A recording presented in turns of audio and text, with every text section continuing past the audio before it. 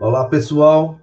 A gente está mais uma aula de filosofia para o Enem e hoje a gente vai dar uma olhada em teoria do conhecimento na Idade Média.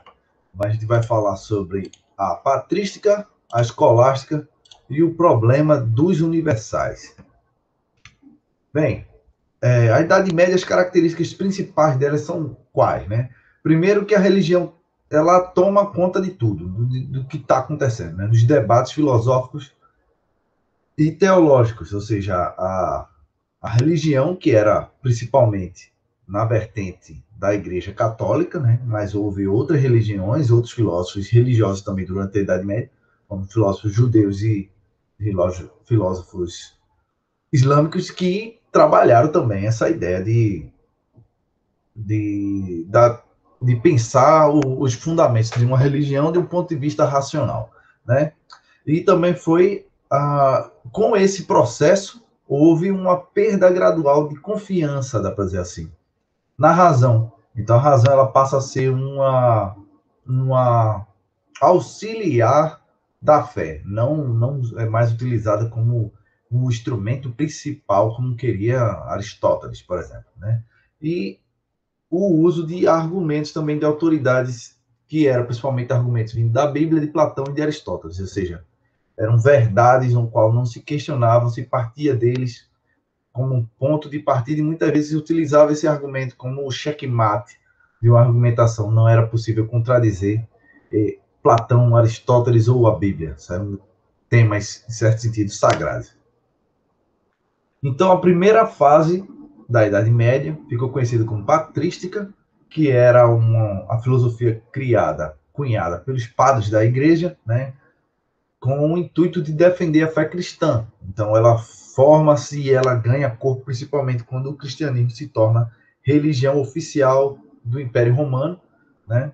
E aí que a filosofia grega dá uma fusão forte com esse pensamento teológico do cristianismo, né? Dá uma fundada, na verdade, funda a teologia cristã, e é aí que a gente enxerga a influência de Platão via outros filósofos, na verdade, não Platão propriamente dito, porque os filósofos medievais não tinham uma leitura em grego, né? Eles liam outros filósofos já traduzidos do latim, ou seja, a influência de Platão nas diversas correntes do que a gente chama de neoplatonismo. E aí ficou conhecido o lema dessa Idade Média como crer para compreender, ou seja, era preciso ter fé para poder chegar à compreensão, a chegar ao conhecimento. O principal cara dessa época é Santo Agostinho, né? É o filósofo que foi influenciado por várias correntes antes de se converter ao cristianismo, como o pitagorismo, o maniqueísmo, que era uma religião que tinha o bem e o mal como contrapontos, né? E também o pensamento helenístico, né? De estoicos, epicuristas, esse pessoal, os céticos, esse povo que tinha várias correntes dessa época também. E o principal pilar da teologia cristã se tornou Santo Agostinho, porque ele funda, ele reformula a noção de tempo, de pecado original, de céu, né, da cidade de Deus, enfim, um monte de coisa que ele cria e acaba se tornando um pilar tão forte que foi chamado de uma espécie de Platão cristianizado. Então ele lança uma teoria que a gente chama de teoria da iluminação divina. Que teoria é essa, né? A partir do pressuposto que o mundo ele é formado por graus, né, do material ao imaterial. Então, haveria verdades eternas, verdades do senso comum, verdades que você pode captar pelos sentidos, até verdades mais graduais, a quais envolvem a matemática, por exemplo, as verdades morais, que seriam tomadas como eternas para ele também. E o homem, por ser falho, não conseguiria chegar às verdades eternas sem a ajuda de Deus. Ou seja, é a iluminação divina que faz com que o homem chegasse ao conhecimento propriamente dito dessas verdades eternas, né? As verdades já viriam dentro do ser humano, tal como Platão previu, né, naquela ideia da reminiscência, só que a iluminação divina que faria essa verdade sair, né, chegar à claridade, né, o homem enxergar o conhecimento propriamente dito. Isso pode parecer até estranho para algumas pessoas, mas dentro dessa tradição católica cristã que a gente vive, muita gente, quando precisa de fazer uma prova, por exemplo, pede esse tipo de iluminação divina para chegar a ter um bom desempenho. Né? Quando está com dificuldade, faz oração para enxergar um caminho, para ter uma solução. É algo muito parecido com essa ideia de que seu instrumento ali, que é a razão, é falho para chegar a resoluções por si só, precisa de uma iluminação de algo além, que seria essa graça divina.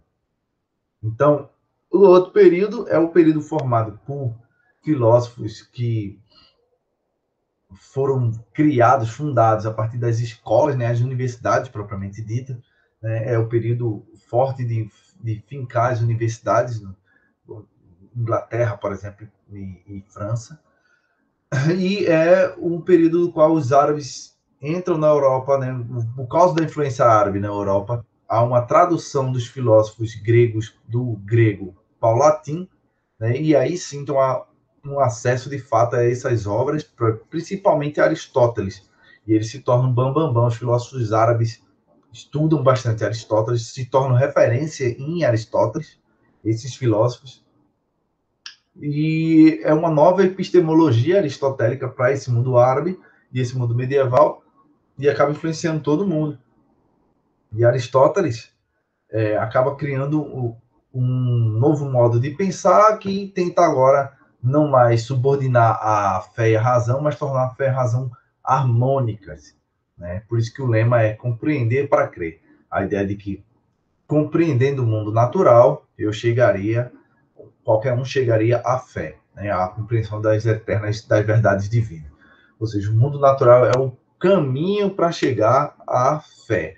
E o principal filósofo desse período é São Tomás de Aquino, né? Um Aristóteles cristianizado, já que o outro Santo Agostinho é o Platão cristianizado, esse é o Aristóteles cristianizado. Ele tem uma reverência muito grande por Aristóteles, ele chama Aristóteles de o filósofo, né? Então, isso coloca no pedestal, de fato. E uma das grandes missões de São Tomás de Aquino é tentar provar que fé e razão são conciliáveis, né? Que dá para argumentar a fé através da razão e aí que ele vem com argumentos, por exemplo, da tentativa de provar a existência de Deus através do mundo natural, ou seja, partindo do mundo, da compreensão do mundo, chegaria-se à compreensão de Deus. É um argumento chamado das 5 vias, que pressupõe o princípio da causalidade, né? Ou seja, de que cada causa tem um efeito. Cada causa tem um efeito. Para ser mais preciso, cada efeito só ocorreu porque teve uma causa, né? Cada coisa no mundo teve uma causa anterior. Isso é o principal para entender o argumento das 5 vias. O primeiro argumento é o argumento do motor imóvel, que é assim, né? Se você for retrocedendo nas causas e causas e causas, vai chegar num primeiro momento, né? Que seria ou você nunca para, causas, causas, causas, causas, nunca vai parar, ou vai chegar na primeira causa. E essa primeira causa seria Deus. O argumento da causa eficiente, ou seja, que algo ordenou, pensou, dá para dizer assim, o mundo como ele é. Se você for realmente retornando de causa em causa, vai chegar uma causa que ela dá a liga, a concatenação entre as causas e efeitos, porque isso foi organizado desse jeito. Entendeu? O argumento da causa eficiente. O terceiro argumento, né, de seres necessários e contingentes, é porque tudo que no mundo que a gente vê, pode tocar, cheirar, é perecível, se acaba, né? Então, se a gente for ver que um ser contingente dá origem a outro ser contingente, e for retornando também isso na sucessão das causas, a gente vai chegar ou ao nada, ou a gente vai chegar, né, ao ser que seria necessário, enquanto todos os outros são contingentes que podem existir ou deixar de existir, e o ser necessário, que somente ele é de fato existente, de novo, Deus. Né? O argumento do grau de perfeição é que supõe que todos os seres no mundo são imperfeitos, né? São falhos, se acabam com o tempo, só que da, a imperfeição ela só pode ter vindo de algo diferente dela, né? Outra imperfeição ou da perfeição de fato, que cria algo que não é tão idêntico a si mesmo, é mais falho, que são os seres imperfeitos. Então, somente um ser perfeito pode dar origem aos outros seres não o contrário, né? Os imperfeitos não podem dar origem ao ser perfeito, é o contrário do que funciona. E o argumento 5 é que um mundo organizado, né, ele tem que ter uma espécie de causa ordenadora, que é o argumento que a gente poderia chamar, que hoje é considerado mais ou menos o argumento do design inteligente, né, de dizer que há uma espécie de mente organizadora de tudo no mundo, por isso que o mundo é organizado e porque a causa do mundo é uma causa organizada. E essa causa organizada, inteligente e etc, benéfica, seria Deus. Então, dentro desse processo, São Tomás de Aquino pensa que os sentidos realmente é que dão origem ao conhecimento que chega no intelecto, através da comparação entre as coisas que a gente vai adquirindo e vai formando ideias nesse intelecto. Isso é diferente do que Santo Agostinho queria, que é aquela ideia de ideia inata que já nasce dentro de nós, como Platão pensou e Santo Agostinho também adotou. E por final, de uma forma bem rápida, existe um problema que a gente chama do problema dos universais, a querela dos universais, que depois dessa confusão toda de platônicos, aristotélicos na Idade Média, ficou-se a dúvida assim, que os conceitos que são compartilhados por vários seres, como a brancura, a circularidade, a animalidade, esses conceitos existem de fato? Esse é um problema. Eles existem. Se eles existem onde? Como? Como é que funciona isso? Esse problema parece bobo, porque porque ele é abstrato, mas ele tem implicações metafísicas, matemáticas, lógicas e retóricas muito importantes, no sentido de que algumas ciências que eram prezadas bastante por eles, como a matemática, a lógica e a metafísica, depende desses conceitos existirem ou não. Senão não tem sentido, né? A circularidade é um conceito matemático que realmente a matemática depende de saber se essa existência dele é de fato real ou não.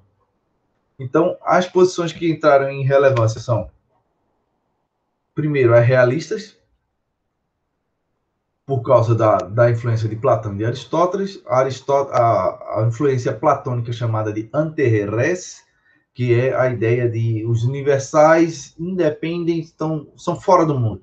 Eles independem do mundo, são a realidade em si, esse mundo dos universais, como o mundo das ideias platônico. Essa é a ideia desses universais estão lá, independente de mim, de você, de qualquer coisa, eles estão lá. Ou seja, os conceitos matemáticos são de um mundo à parte. Né? As verdades metafísicas são do mundo à parte, as verdades morais são do mundo à parte. É mais ou menos essa ideia. O in rebus é a ideia de que os universais existem dentro das coisas e a nossa mente dá um jeito de extrair, segundo a ideia aristotélica. Né? A mente extrai um conceito universal que está lá dentro e extrai espécies e gêneros das substâncias próprias do mundo. Então, os universais estão dentro das próprias coisas. Outra posição forte foi a nominalista, quer dizer que os universais na verdade não existem. São flatus voites, se não me engano, é assim que eles chamam, né? A ideia de que os universais não passam de palavras que a gente usa para classificar as coisas, né? Não tem realidade metafísica alguma. Então, se você fala isso, é uma implicação muito forte também dizer assim. Então, a matemática ela funciona através de conceitos que são somente retóricos, né? Por que ela funciona com o mundo? Por que ela dá certo no mundo, então? Né? Como é que isso nos organiza? Né? Se a gente vai falar, por exemplo, de verdades da lógica, da verdades morais, conceitos morais. Né? Esses conceitos morais são retóricos, eles não existem de fato, só são palavras que a gente usa para classificar ações humanas. Esse é um problema levantado pelos nominalistas, né? E os conceptualistas são os últimos que dizem que os universais, na verdade, existem dentro da mente humana, os últimos no sentido até temporal. Né? Já é iniciando a Idade Moderna que dá essa ideia de conceptualista, né? A ideia de que o universal é um conceito que ficou na mente humana, ele existe de fato dentro da mente humana. Não é algo abstrato ao ponto de ser simplesmente inválido como queria os nominalistas, nem é algo que existe por si só ou nas coisas como queria o realista. Ou seja, depende da mente humana para existir. Ou seja, nessa aula a gente deu uma olhada sobre o Platão cristianizado, que é Santo Agostinho. Ele fala basicamente a mesma coisa que Platão fala, só que dizendo que o conhecimento só chega no homem através da iluminação divina. O Aristóteles cristianizado, São Tomás de Aquino, basicamente fala as mesmas coisas que Aristóteles, só que ele dá um procedimento a mais com aquela ideia, por exemplo, das 5 vias, a tentativa de provar a existência de Deus através do mundo natural, do problema da causação. Você sempre volta de causa em causa, você vai chegar a causas primeiras, causas ordenadoras do mundo, causas que são necessárias para o mundo existir, e todas essas causas redundam no mesmo ser que é Deus. E, por fim, os problemas que foram levantados através da discussão lógicas, as discussões dialéticas pesadas que os medievais tinham, e os problemas sobre linguagem, se os universais de fato existem. Se um triângulo existe, a circularidade existe, o conceito de branco existe, a animalidade existe de fato, a animalidade, o ser humano, essa ideia de ser humano existe mesmo ou só existe animaizinhos que a gente chama de humano e de fato não tem nada tão semelhante de fato entre nós. É só algo casual. Então, qual é a bronca? Uma posição foi pensada que existem universais fora do mundo, que são a realidade à parte, como o mundo das ideias de Platão, são realistas, antirés, os realistas que pensam que o mundo é repleto de universais que nossa mente pode extrair deles, os inrebus, que é a posição aristotélica. Os nominalistas vão dizer que isso é tudo balela, os universais são palavras que a gente usa para classificar coisas, enquanto os conceptualistas vão dizer que os universais são conceitos que estão na nossa mente. Então, quando cai uma questão sobre Enem, Idade Média, geralmente falando de Santo Agostinho, questão da iluminação divina, São Tomás de Aquino, sobre a questão das 5 vias, e os universais, geralmente cai coisa sobre nominalista, Guilherme de Ockham, que foi um grande nominalista, esse pessoal aí, não tem muito segredo, não. É algo mais técnico, mas é interessante ficar atento que o texto já dá uma dica para a gente sobre o que fazer. Beleza? Então, vou interromper a gravação para ela ficar um pouquinho mais curta e mais prazerosa de assistir. Beleza? Abraço para vocês e até mais.